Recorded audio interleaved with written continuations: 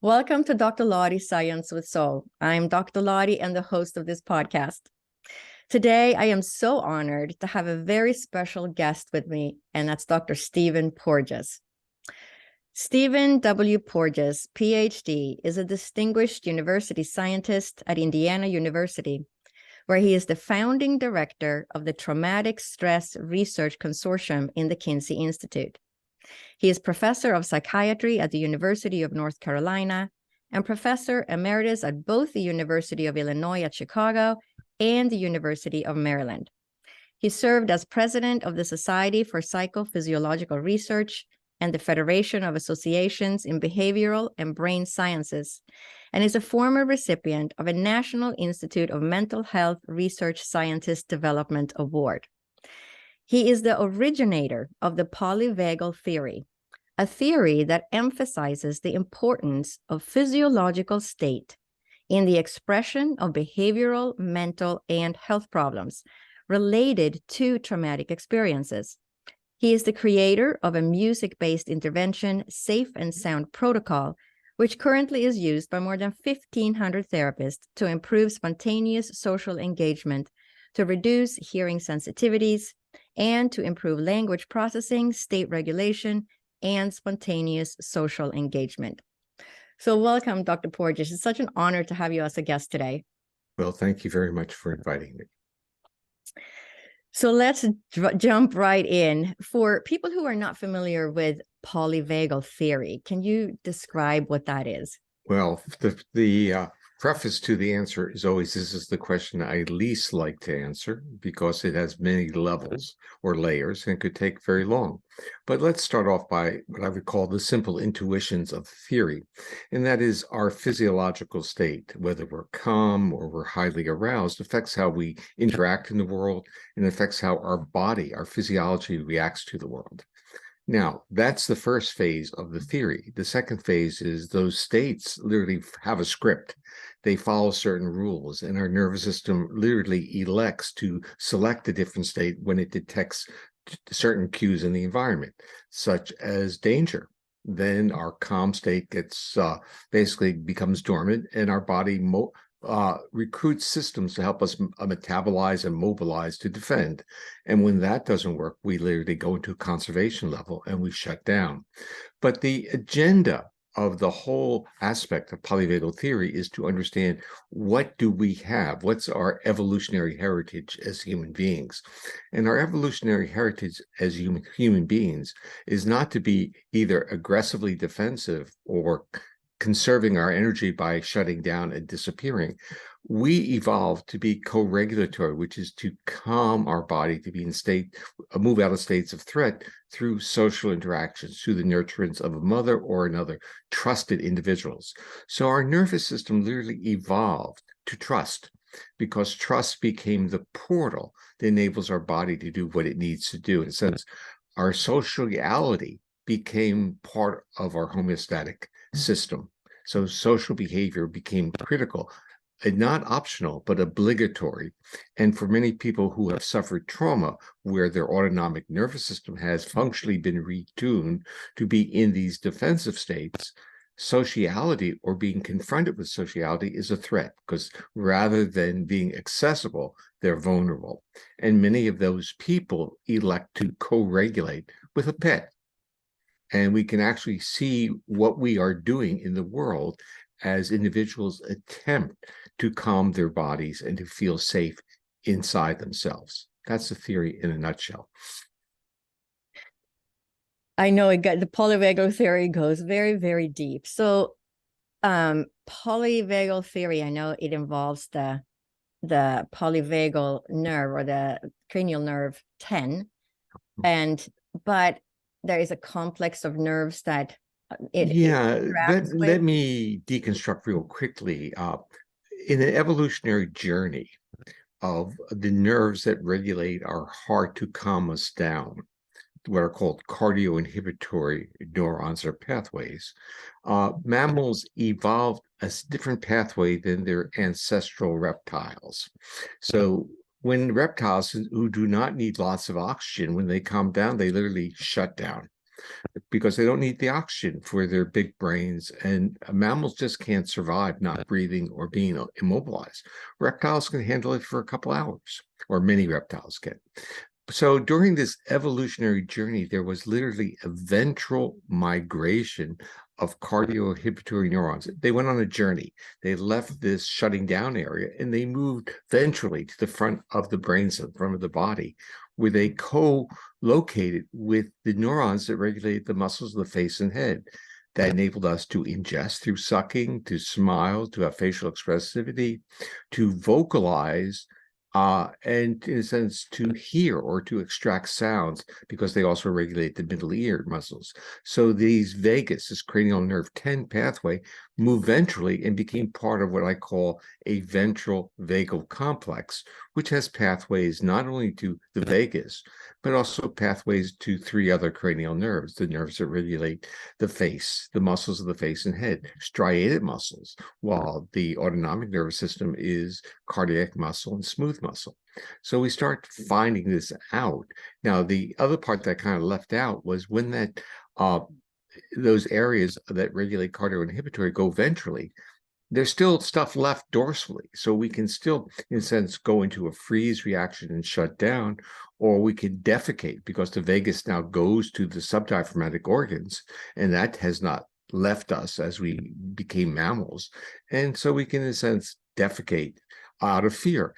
And when we go into the world of trauma or chronic disease, we find it is often manifested, or these symptoms are manifested in the gut, either diarrhea or constipation or oscillations between the two, because the safe signals that come from that ventral vagus have long been put to sleep. They became dormant because the body interpreted the world as if it were a dangerous place. So it's the reaction is a reaction of threat. And many of the symptoms that you see in your patients are really symptoms of a physiology under a state of chronic threat.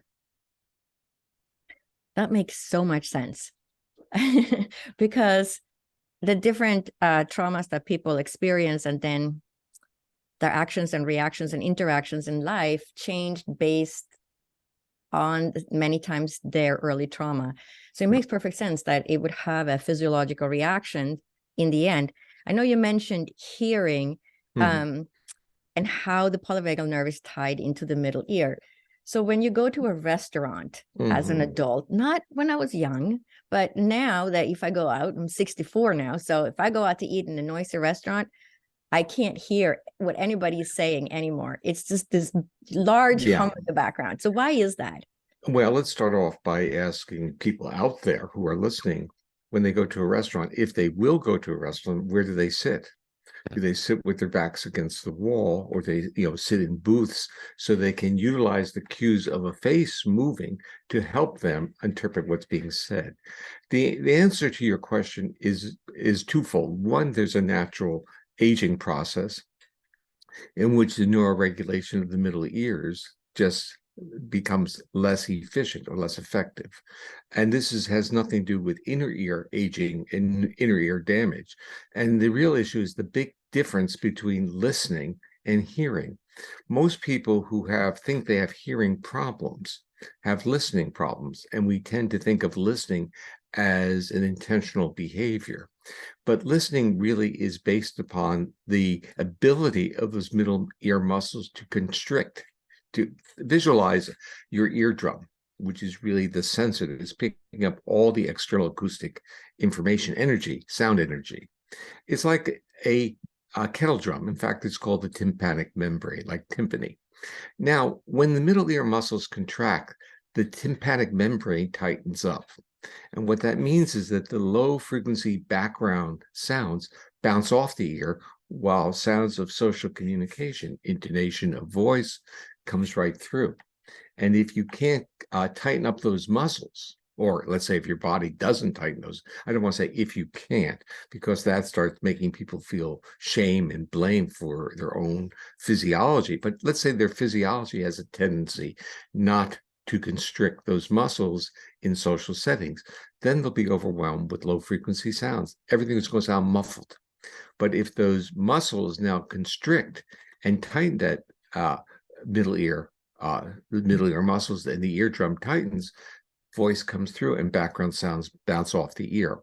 And so I want people to, in their own mental images, in their own historical timeline, think of themselves as, in their early 20s, going to a bar, meeting someone, sitting across from the person, looking at them eye to eye, and hearing every word they were saying, regardless of whether there was a band playing, a jukebox, or people were noisy, but still understanding everything. And then have them flip forward to 55 to 75, and they will say, I'm not going in there.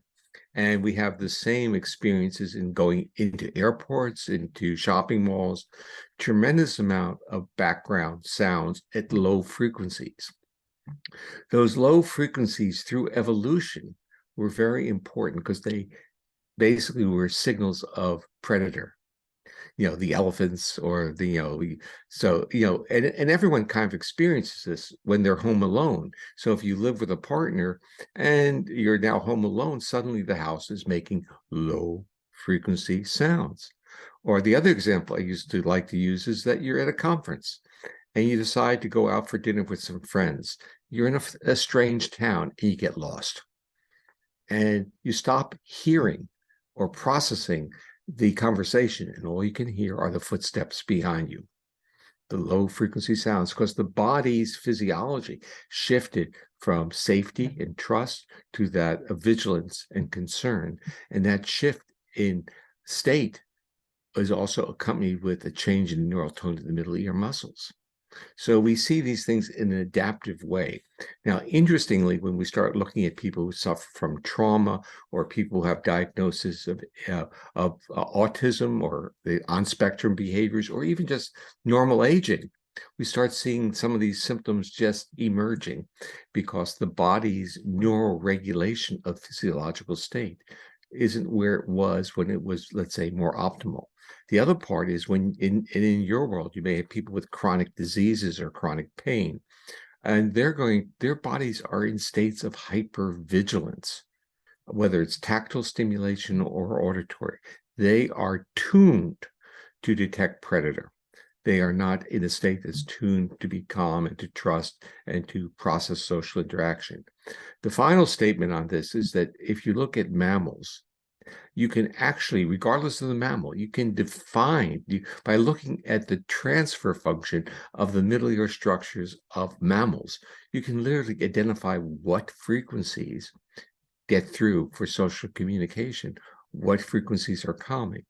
Now you flip back and say, how do mothers know how to talk to their babies? Or we could say, even though fathers may not be good at that, they're good with their pets. They talk to their dogs in that way. So where did that all come from, that highly prosodic, melodic voice? Well, it's kind of, we could say it's intuitive, but there's a physiology behind it. So we have a frequency band that if we modulate frequencies within it, people become accessible. And in the world we live in, we do not respect our bodies. We think everything is intentional and intellectual. So it becomes the words we say and not how we say it. Absolutely fascinating. Thank you. It's just, it ties together so many different concepts of why people are sick in the first place. If we could just treat everybody's trauma first. Well, let's unpack that because we want to. Okay, so trauma means, okay, when we start to create the Traumatic Stress Research Consortium at Indiana, I had a discussion with the director of the Indiana Foundation, which is the source through which we were bringing money in for this. He had no clue what I meant by trauma. He thought it was head trauma.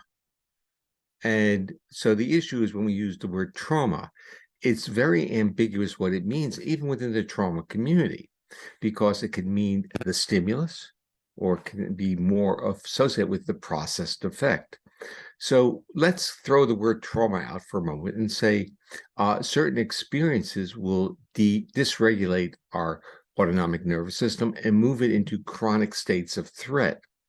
And that is whether it's a pathogen or whether it's physical abuse or whether it's being in a car wreck or whether it's merely being yelled at a public event or a meeting. And there are people that I have met who were humiliated in public, and the effect was the same as, let's say, being raped. Their bodies just shifted, and they were different after that day.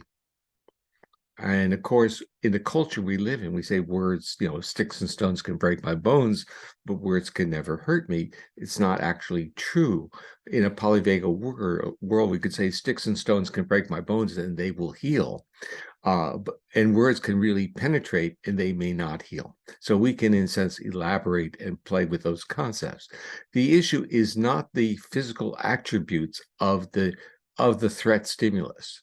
The issue is our body's reaction to it. And then we start respecting the individual once we ask, what is their body telling them?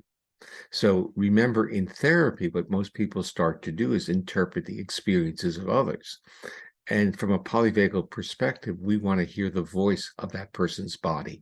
We want to know what happened to them under those settings. So what types of conditions can you treat with knowing about the polyvagal theory? Okay, so not being a clinician of any kind, we have to be real careful about what I say. Other people will say different things who utilize the theory and apply it. But what people can use the theory for is to understand why and how the expression of certain symptoms have occurred and why they seem to be so prevalent across so many diagnostic categories and so many life experiences. The symptoms are, we can start like with the pathogen, with the pandemic.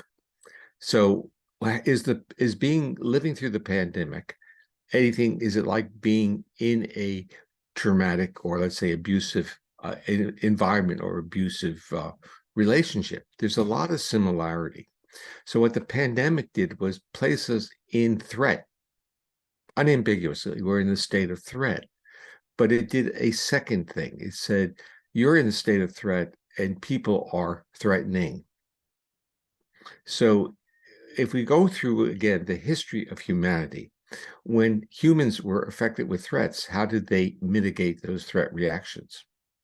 Through interactions with others. And during the pandemic, many people lived alone, and then other people lived in families, but it made the assumption that living in that family and being sequestered in that family was safe. But we also know that many family units are not safe. And people survive because they have external friendships to co-regulate or mitigate those threat reactions. So the pandemic became a living laboratory to see how our body reacted to being in chronic threat, and how did we try to adapt during those settings. And in a sense, we're on one of those now. We're on Zoom. So all these people all over the world that lived through the pandemic, and is there anything, so now everybody that's listening thinking, wow, am I still in this threat state? Can I do something? Yeah, I look, as I go say, as a polyvagal informed individual, as I am, I had to realize that my nervous system retuned in response to the pandemic. So my intentional self, my concept of who I am says, hey, I'm a social guy. I want to interact with people, and now I'll interact with people. My body said something else. My body said people are a threat. And so I've gone to some conferences, I've interacted, but I get very exhausted, really exhausted, as opposed to being nourished by the social interaction. And also I live with my wife, and my wife is more, let's just term, sensitive or vigilant about things. So you get into this synergism of hypervigilance, because when you are part of a spousal partnership, it affects you. So you become, you start listening, and you start being either aware of your own vulnerabilities or aware of your spouse's. So it doesn't really matter. Your body is still moving now into a more vigilant state. So the answer to this is that we retune. And I want to really put on the table this notion of autonomic nervous systems that have retuned from being safe with others, trusting others, and being co-regulatory, we can calm each other, to being retuned to a state that is really trying to do its best for you, keep you safe, keep you alive, and keep you away from others. But that is a costly choice to make, because when you retract from interacting with others and being safe with others, the body doesn't recover. The body needs, the historical need of the body, the evolutionary and neurobiological need, is that you have to give up that vigilance. You have to feel safe enough to trust, so that the body's own healing properties and capacities can be implemented. So if we can make people feel safer, they have a Yeah. better chance of healing, basically. Yeah. So actually, I was reading a quote that I made. Someone had it. It was basically, if you want to change the world, make people safe. So, there's a simple message here that feelings of safety are much deeper in a neurobiological sense than people have always thought about them. They have focused on threat, removing threat. In fact, the Cold War was all about threat. Metal detectors in schools and airports are all about threat, but the nervous system doesn't like threat. I'm not saying that we should get rid of all that, but I'm saying we need something more, and that is, we need the intonation of people's voices, the gestures, the proximity. We need people to be accessible to us. And if we start talking about like the medical profession was, in a sense, has been dictated by the management of it not to create relationships with patients. In a sense, to treat patients like they're objects that get assessed and to do treatments in the same way. While the healing attributes of being a physician or medical or a healthcare worker have always been in the relationship and creating an apparent sense of safety, because when we feel safe, it's really the fact that our autonomic nervous system has given our conscious brain those cues that we feel safe. And when we feel safe, it's really articulating that the autonomic nervous system is supporting health, growth, and restoration, our homeostatic functions. So in the world that you deal with in terms of, let's say, chronic illness, if you were to even ask people that simple question, do you feel safe? You would get a very transparent insight into their lives. And of course, if they're in states of chronic pain, they're waving to you. They're saying, I'm in chronic pain. That means the physical aspect of my body is not safe. It's as simple as that. Pain is a signal of danger or injury.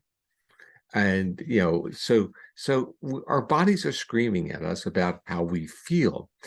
And we can literally listen to that and use that information in our way to treat patients and basically treat human beings. It is just so fascinating to have this conversation with you. I know that you also developed something called the Safe and Sound Protocol. Yeah. And you've been talking about the tuning, so it makes me want to go there next. Can you just talk a little bit about that, what that is? Okay. It was developed to be a stealth intervention, meaning literally for people not to having preconceived expectations, that if you basically hypermodulate the vocalizations of sounds, basically a mother's voice, and hypermodulated with computer algorithms, the body had no choice but to become accessible. Now, this worked extraordinarily well with children who were on spectrum, and they would instead stop doing this, stop doing that, look at people and say, and actually do role reversal. It's not like it cured autism, but it got rid of the hypersensitivities across many dimensions, auditory, visual, and tactile. And even they start to have get rid of selective eating. So they're starting to, in a sense, embrace the world. And for some, they lost their diagnosis. But the issue is not that it treats or cures autism. It's just that when you carry an autistic diagnosis, it means that your system is in a state of defense. Your autonomic nervous system and many of the features that are used for that diagnosis are merely features of what I call a downregulated social engagement system. It doesn't mean that if you have a downregulated social engagement system, you have autism. but the clinical world can't separate them. So if that is, it says if your autistic symptoms were really based on a physiological state change or a retuning of that autonomic nervous system, then was a high probability that you could regain a lot of that with this intervention. Now, the interesting part of the intervention for me was when people who had trauma histories tried it, because they have a lot of the same symptoms. They're defensive, don't want to be near people. Then I learned something very insightful about the experience of being traumatized.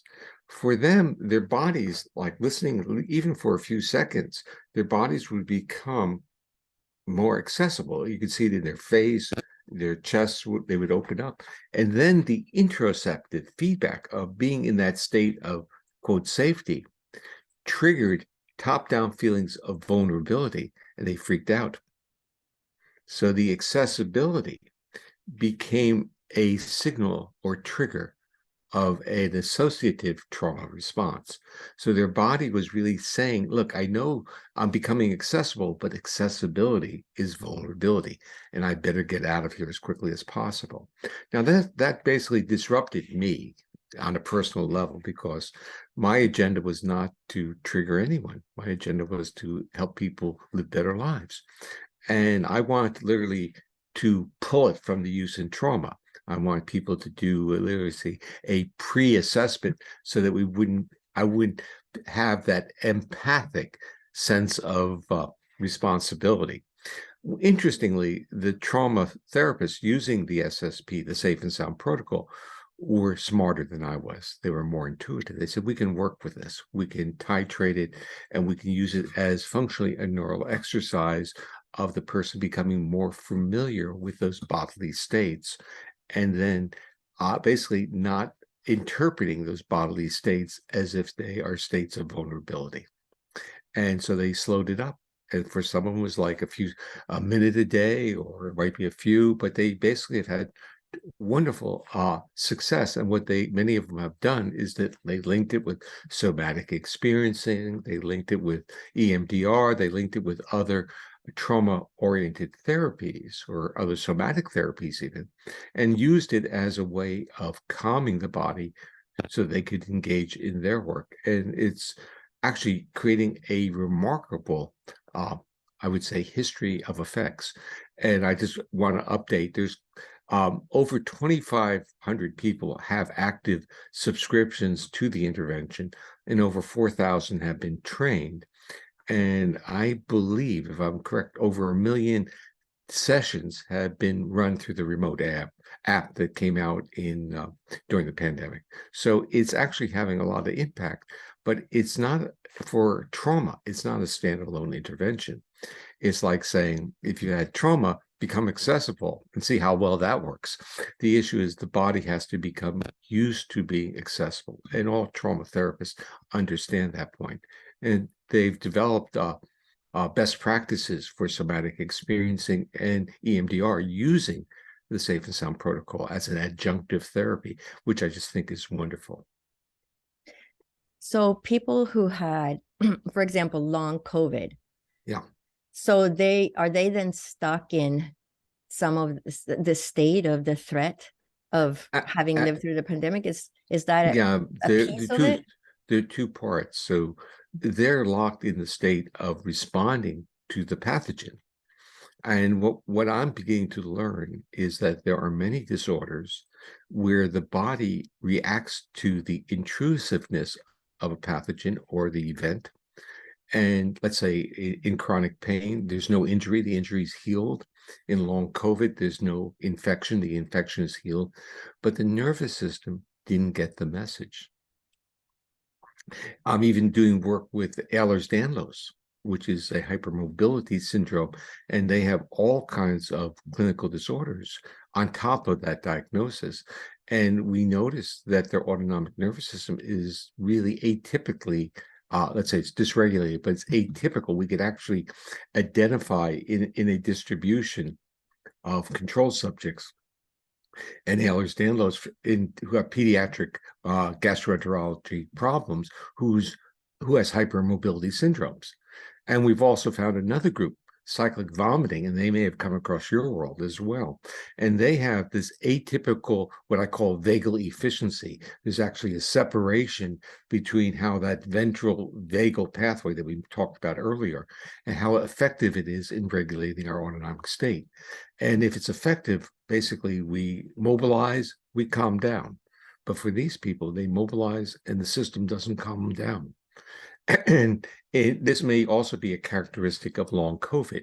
Within the community of safe and sound providers, there are people specializing in using it for long COVID, but I think they're also using it with other therapies. But there is a group, and they're getting, at least the reports, there's no clinical trial on this, but the clinical reports are, yes, that it's been helpful.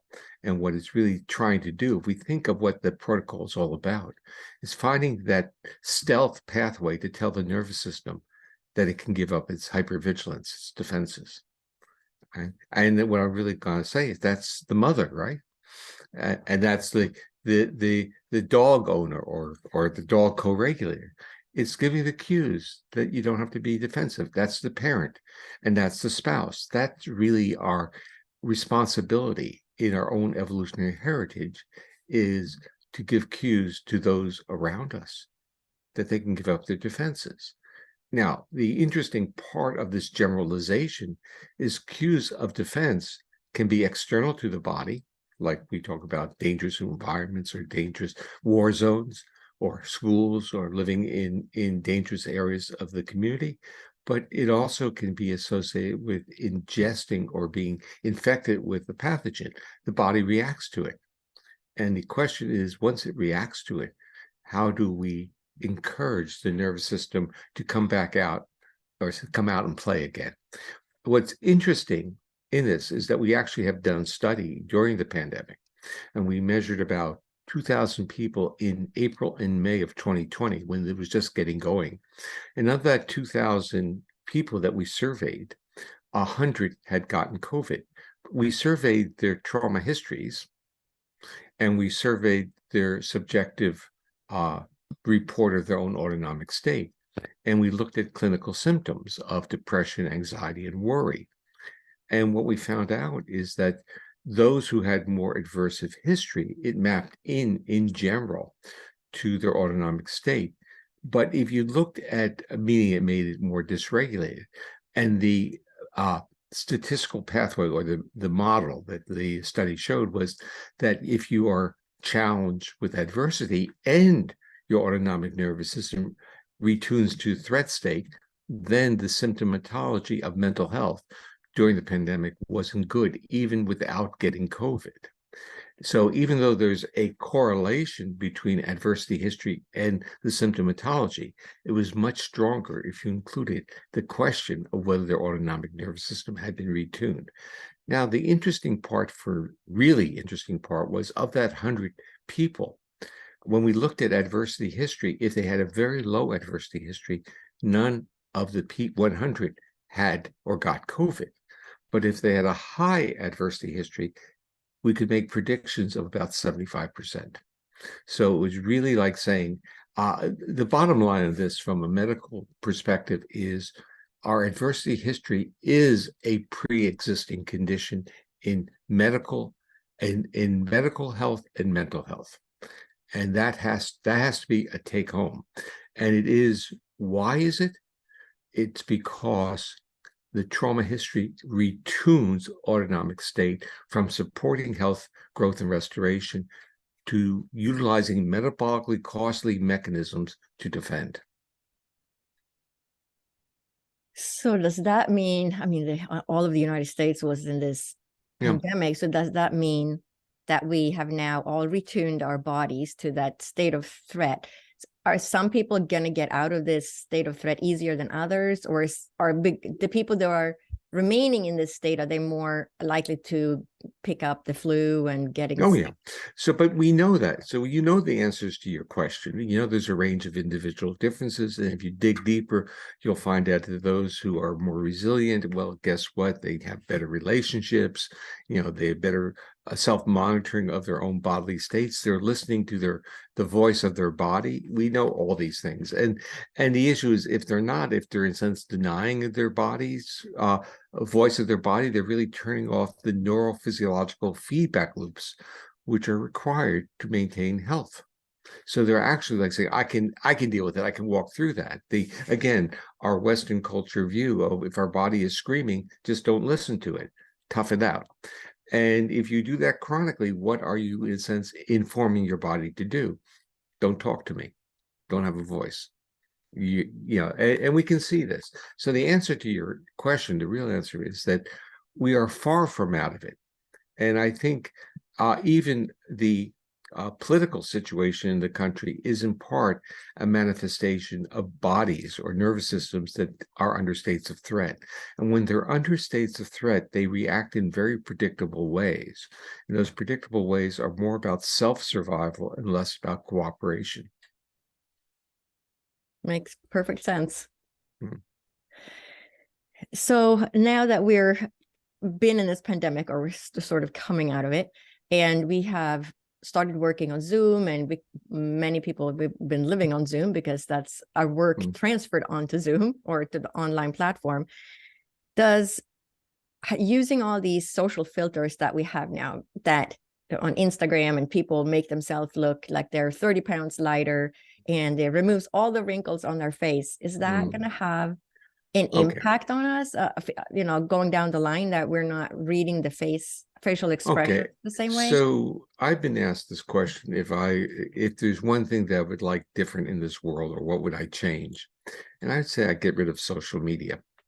And the reason I'd get rid of it is that it violates our body's need to co-regulate with another accessible and basically truthful, trusting person.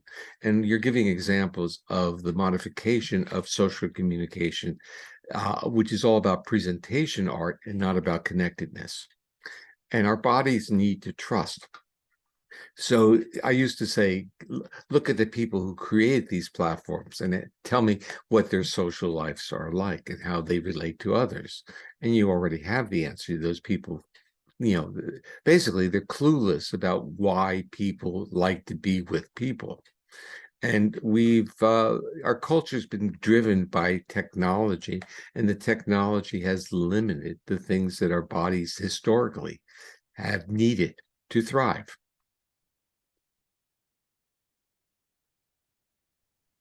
So when we've been talking about this vagal efficiency, the polyvagal. So if you're under a state of threat, then you get sick more, and you're not hearing as well in restaurants, and all these different things happen. So is there a way that we can measure our efficiency? So I developed a metric for that, and it's been published in a few papers, and it was really quite simple. We had people in the supine, seated, and standing, and we looked at their heart rate and an index of the vagal influence, which is a respiratory rhythm in the heart rate. And in the, quote, healthy organism, or optimally healthy one, there's a linear relationship because the vagal brake gets pulled off to allow heart rate to go up. And then when you stand up from sitting, you need the heart rate to go up, or you'll pass out. You have to get the heart rate up to get the blood, push the blood into your brain, literally. And when you sit down, it comes back down. And if you do things like I do, like have a Fitbit, you can actually track a lot of that during the day. So when you exercise and you mobilize, your heart rate goes up. And if you have a very tight, efficient vagal system, there's a tight parallel between the withdrawal of that vagal component and the heart rate getting up. And what it's really doing is it's giving your sympathetic mobilization system permission to regulate you. And then when you sit down, it comes right back on. So, but what we're finding out is that many people who carry this broad diagnosis of dysautonomia, and you can see this within Ehlers-Danlos or cyclic vomiting, you start seeing that the vagal efficiency is extraordinarily low. So this leads to the fact that the nervous system has basically learned not to listen to its feedback loop. So let's go through what vagal efficiency is really telling us. It's saying, does the feedback of those heart rate changes trigger the vagal regulation so that it will calm us down or mobilize us under demands? The task was selected to ensure there was no psychological component. So you just do posture shifts. You're not saying, well, I had this anticipation. It's very simple. It's a mechanical system that shouldn't be overlaid with a psychological. So you're starting to see that. And we were also found out with college students who had a history of, let's say, mild abuse, not PTSD, that their vagal efficiency was different than those who didn't. And that affected how they reacted under challenges, both psychological challenges and physiological challenges. So we're starting to see that the model is that if you break the first thing that would occur under repeated challenges that you're not paying attention to is that you stop listening to it. And in a sense, what vagal efficiency is saying, well, my brain's not listening to the feedback of my body. What's the second layer? The second layer is, what is the consequence of that?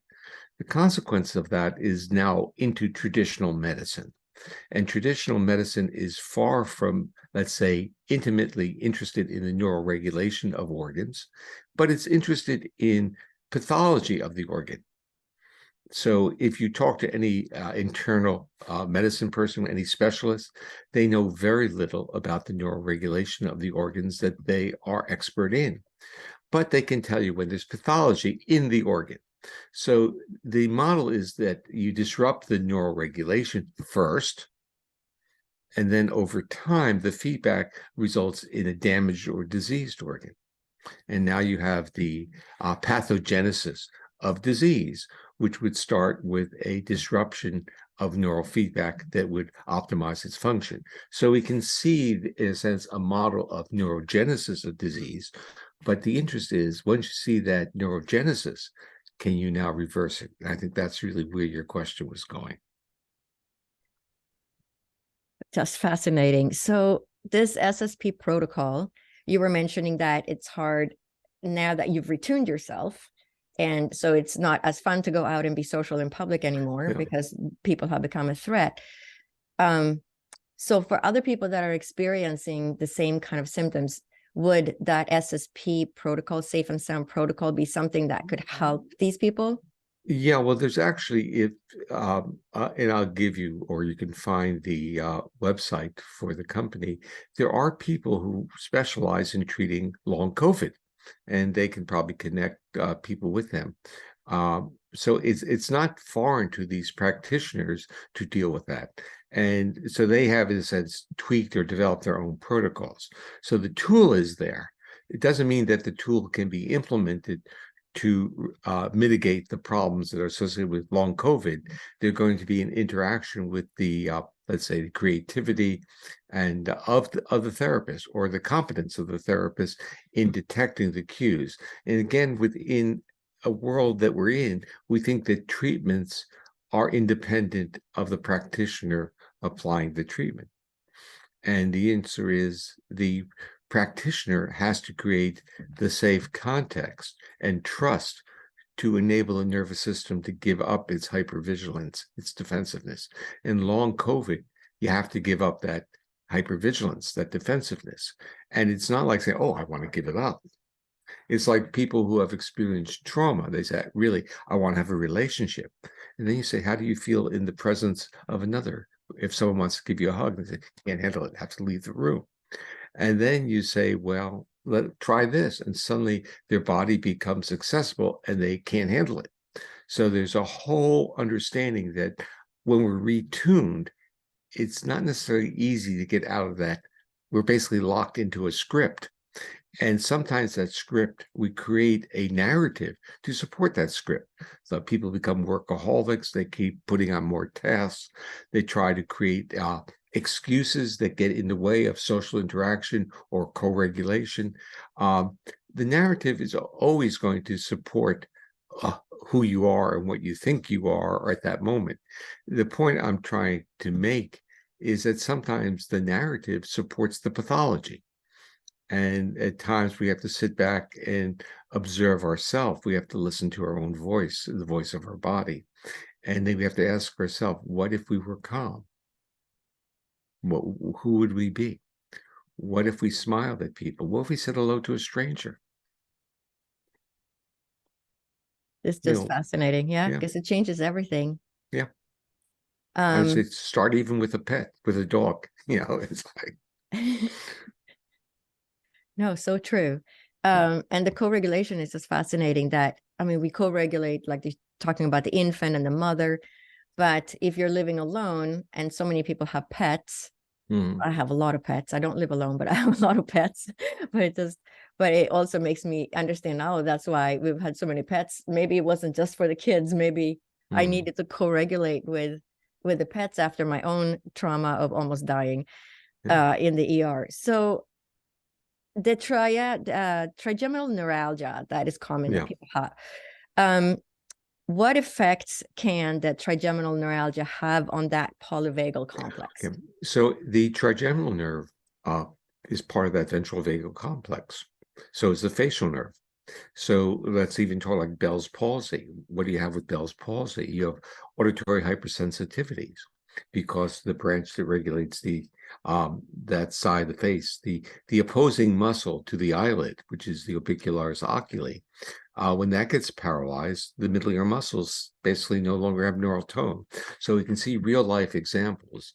Trigeminal issues have to do with the same thing, whether it's chronic pain. First of all, the trigeminal nerve is very thick and it's loaded with sensory fibers that are very painful, but it also creates portals to functionally stimulate the vagus.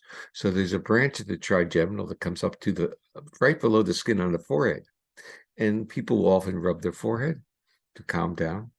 And there's also a commercial device that does electrical stimulation of that area. It looks like a Band-Aid electrode, and it has all the effects of a vagal nerve stimulator because it's a portal into the same system. The Safe and Sound protocol, by recruiting the neural regulation of the middle ear muscles and the eardrum, is actually sending information to the central area that regulates the vagus and also increases vagal regulation of the heart. So these are an integrated system, and you can get into in different ways. The interesting part about the trigeminal is that it's also a nerve related to aggression and defense.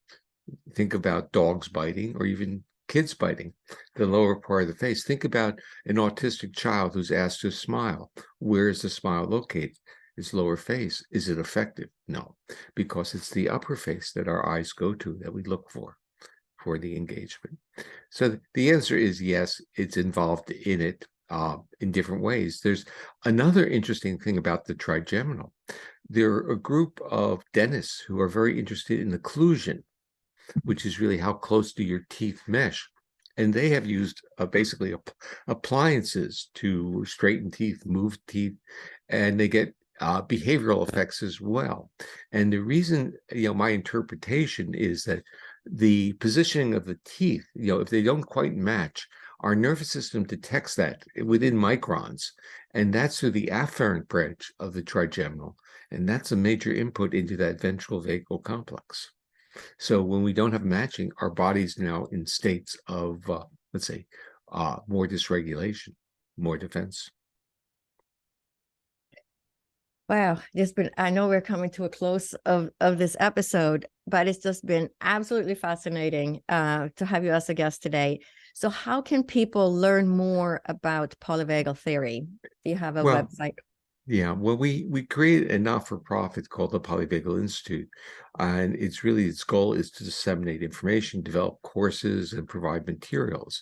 And that is polyvagalinstitute.org. It's one word. And we offer courses which is online, and we do collaborations with other people. And the other place is my own website, stephenporges.com. And there are things on both those websites that people can download. I think they might find the Institute of interest because there are people in many disciplines, including medicine and education and business, who are basically taking polyvagal principles and applying them to real life, real world problems. It's really, I would say, quite exciting to watch it happen. And it's, for me, it's like I want to sit in the back row and see what goes on. But there are a lot of enthusiastic people who have taken the ideas and are building programs off of them, which is just makes me really feel wonderful. Wow. So go to stephenporges.com or polyvagalinstitute.org, and I will put those website links in the podcast notes. So you can just go to the notes and click on it, and it will take you straight to Dr. Porges' website. And also on my website, there is a link to go to the company's website that created or markets the Safe and Sound protocol. There is a landing page, so you'll find it. The company is Unite Health, UNYTE Health, and that in fact, you can Google Unite Health or SSP Porges, and it will all come up as well. Yeah, and I will add that link to the podcast notes as well, so it'll be easy for people to go straight there.